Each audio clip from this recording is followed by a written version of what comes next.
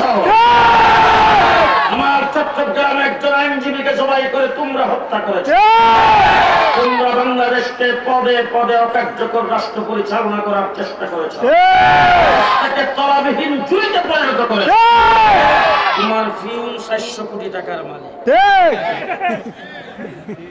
ফিউন 400 কোটি টাকার মালিক হইলে তোমার পোলা কয়শো কোটি টাকা, তোমার বোন কয়শো কোটি টাকার মালিক। তোমারটা তো হিসাব হই নাই।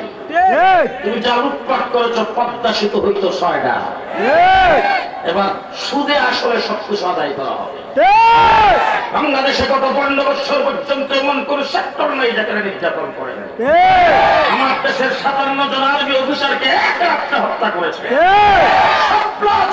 আলেম ওলামায়ে কেরামের উপর গুলি চালায়া পরের দিন সংসদে যায় রং নাইকে বসে আছে। নাউযুবিল্লাহ।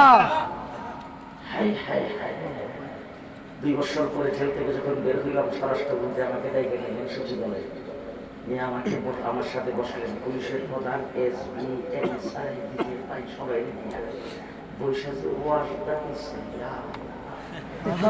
আমাদের প্রথম কথা দেখলো এমন একজন ধার্মিক মহিলা পাইবে না,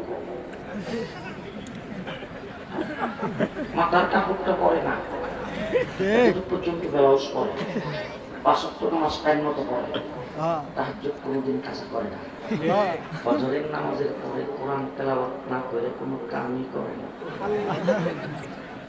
যখন এই কথাগুলি বলতেছিল তখন আমার কোরআন শরীফের একটা আয়াত বারবার মনে হইতেছিল যে আল্লাহ পাক 1400 বছর আগে তো হাসিনার কথা কইছে রে।